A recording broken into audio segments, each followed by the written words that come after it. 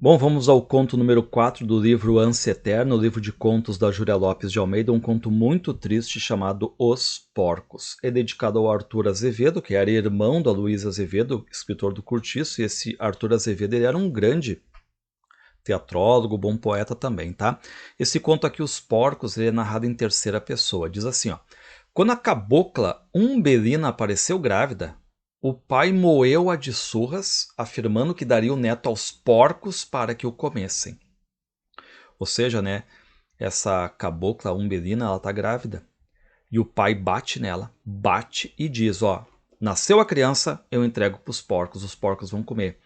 E aí a Umbelina sabe que o pai faz isso mesmo. O pai não é de brincadeira, não é de falar apenas, né? Encontraram uma vez um braço de criança entre as flores douradas do aboboral. Aquilo com certeza tinha sido obra do pai. Então o pai é aquele que fala e faz realmente, né? E aí a Umbelina tá pensando nisso. E qual é o detalhe? Tá passando o tempo da gravidez e ela fica pensando, pô, eu vou ter um filho que vai ser comida de porco. Ou seja, o meu pai vai me tirar o filho e vai dar para os porcos comerem, né? Umbelina sentava-se horas inteiras na soleira da porta. E a Umbelina é bonita, né? Ela faz aquele tipo de índia, né? E ela está sentada ali, ela não consegue nem olhar para os porcos, que na verdade não tem nada a ver ali com a história, né? Temos o título, mas vocês estão vendo que o culpado ali é o pai, não os porcos, né? E via os porcos sempre ali arrastando no barro os corpos imundos de pelo ralo e banhas descaídas com um olhar guloso. Os leitões vinham por vezes barulhentos e as cambalhotas envolverem-se na sua saia e ela sacudia eles de nojo. Então ela tá com nojo aqui dos porcos, né? Só que qual é o detalhe?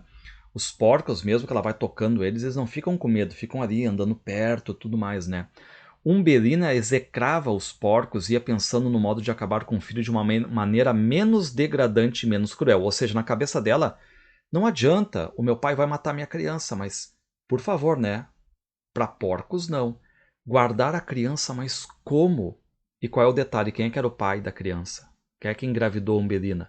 O amante, filho do patrão, tinha posto a Umbelina de lado.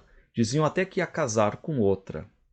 Então reparem, né, ela, enfim, transou, o cara não assumiu, largou fora e deixou ela que se vire com o filho, né? Eram 2 horas da madrugada quando a Umbelina entreabriu um dia a porta da casa paterna e se esgueirou para o terreiro. E aí, né, ela começa a pensar também naquela questão religiosa, onde é que está Deus agora que está me abandonando? Ninguém pode fugir ao seu destino, diziam todos. Estaria então escrito que a sua sorte fosse essa que o pai lhe prometia de matar a fome aos porcos com a carne da sua carne, o seu filho, o sangue do seu sangue? E aí ela fica com raiva, né? Do parto e tudo mais. Não queria bem ao filho, odiava nele o amor enganoso do homem que a seduzira. Matá-lo-ia, esmagá-lo-ia mesmo, mas lançá-lo aos porcos, isso nunca. Reparem, né, que ela não está querendo bem ao filho que vai nascer. Por quê? Porque o homem dela, como diz o texto, né, seduziu ela, se aproveitou dela, não assumiu. Então, como ela sabe, né, que o pai vai matar mesmo a criança, o que ela pensa? Então, ó, eu prefiro matar, esmagar a criança, mas lançar os porcos de jeito nenhum. Isso nunca.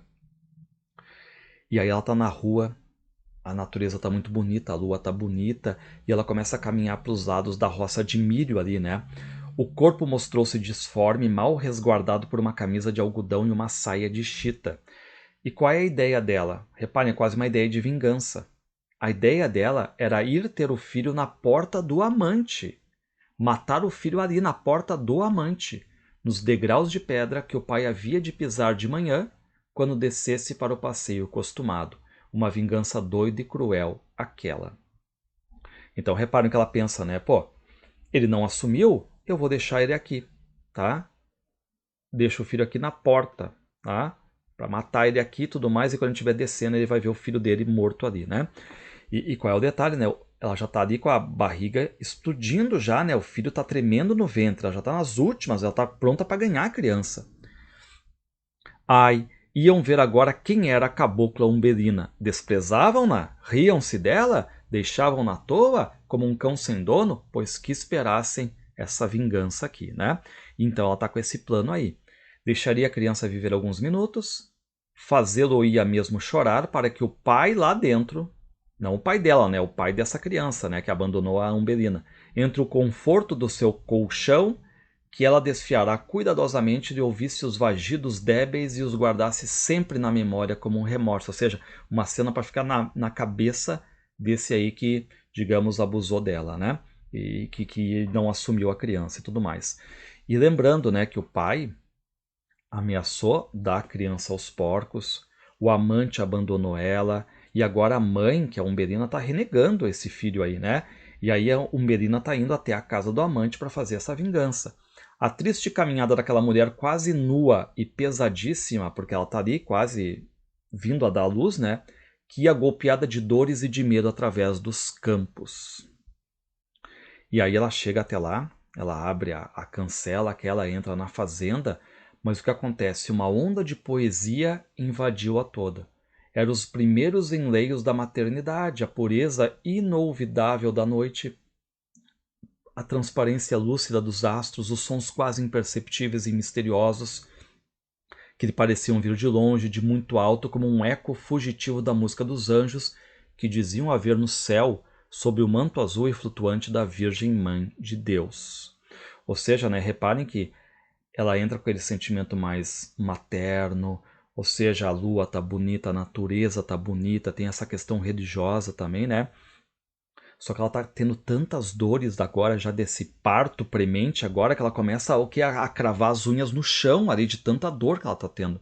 Aquela brutalidade fê-la praguejar e erguer-se depois raivosa e decidida. Decidida a quê? Reparem que ela está caminhando, mas está quase sendo uma via crucis ali, ela está com muita dor, a criança está latejando no ventre dela.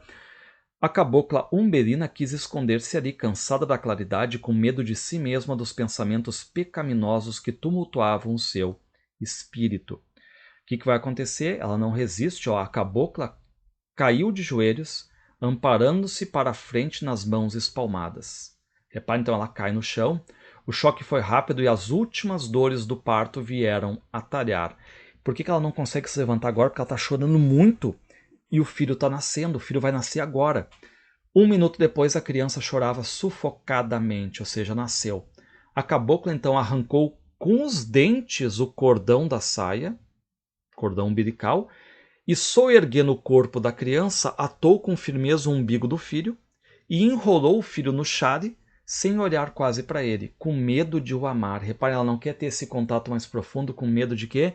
De o amar. Reparem que cena triste essa aqui, né? Enfim, com medo, e repete, com medo de amar, tá? Por quê? Porque ela tá ali, claro, com toda aquela questão da maternidade à flor da pele, ela é mãe agora, tá? Umbelina levantou-se a custo com o filho nos braços. E agora vem a dúvida, né? Qual é a dúvida? Lá embaixo, a mesma chapa de luz alvacenta acenava-lhe, chamando-a para a vingança ou para o amor. Ou seja, fica com teu filho, enfrenta tudo que tem para enfrentar e fica com ele, ou larga lá na escada do amante, mata o filho e tudo mais, né? Julgava agora que se batesse aquelas janelas e chamasse o amante, ele viria comovido e trêmulo beijar o seu primeiro filho. Então ele pensa, né, pô, de repente ele vai ter esse senso, né, de pai e tudo mais. E aí ela resolve então ver o filho ali. Como é que é o filho? Achou branco, achou bonito e num impulso de amor beijou-o na boca. Beijou na boca do filho, aquela questão de mãe agora, né, aceitando. A criança moveu logo os lábios na sucção dos recém-nascidos e ela já deu o peito para ele mamar, né? E aí qual é o detalhe, né? A lua está começando a sumir, está clareando. Foi no meio daquela doce transformação da luz que Umbelina mal distinguiu um vulto negro que se aproximava lentamente. Atenção, pessoal. Que vulto negro é esse que está se aproximando? Arrastando no chão as mamas pelancudas, com o rabo fino arqueado sobre as ancas enormes, o pelo hirto, e rompendo o raro da pele escura e rugosa e o olhar guloso, estupidamente fixo. Era uma porca. Reparem que está vindo uma porca ali para quê? Para querer pegar o filho dela, tá? E aí Umbelina tá mal, tá sem forças ali, e ela começa a ouvir o grunhido da porca.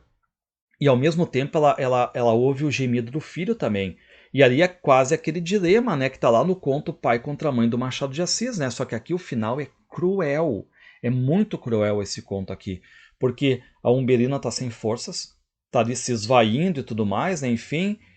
E o que vai acontecer? Umbelina quis erguer-se, apanhar o filho nos braços, defendê-lo, salvá-lo. Mas continuava a esvair-se. Está mal, não tem força nenhuma. Os olhos mal se abriam, os membros laços não tinham vigor, e o espírito mesmo perdia a noção de tudo. Entretanto, antes de Umbelina morrer, então a gente sabe que ela vai morrer, porque o narrador está dizendo isso, antes dela morrer, ainda viu vaga indistintamente o vulto negro e roliço da porca, adivinha levando o quê? Que se afastava com um montão de carne pendurado nos dentes, destacando-se isolada e medonha naquela imensa vastidão cor de rosa. Ou seja, Umbelina não tem forças, está morrendo, mas antes de ela morrer, ela vê a porca levando o filho dela como refeição.